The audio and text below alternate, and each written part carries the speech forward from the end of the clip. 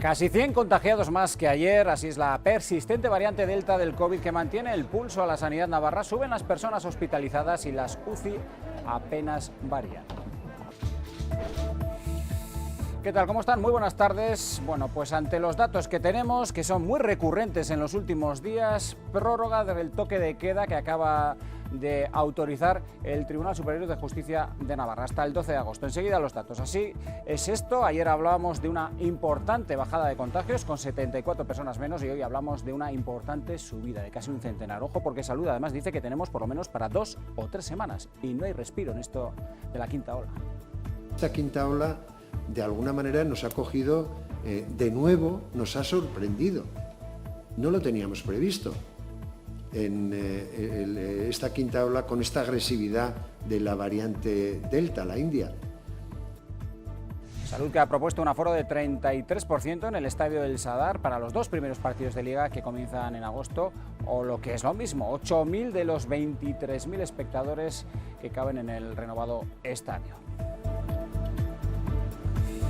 Y Navarra ya tiene una normativa propia para garantizar el derecho a la eutanasia tras la aprobación de la ley estatal. Hoy se han dado los detalles tras un proceso de participación con el que se ha querido blindar este derecho. Y no fue un incendio muy extenso, apenas media hectárea, pero la cercanía de las llamas a las viviendas causó inquietud entre los vecinos de Oyoki ayer por la tarde.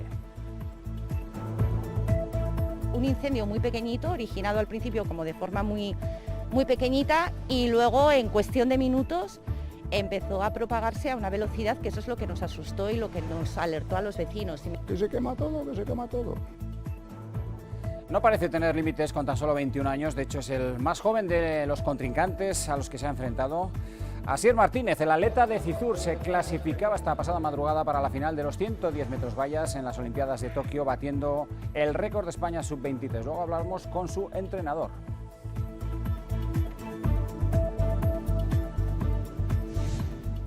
Y Osasuna se ha impuesto por 2-0 al Logroñés en el quinto amistoso de la pretemporada, donde los rojillos no conocen la derrota y tan solo han encajado un gol. El viernes se enfrentan a la Real Sociedad antes de viajar a Liverpool.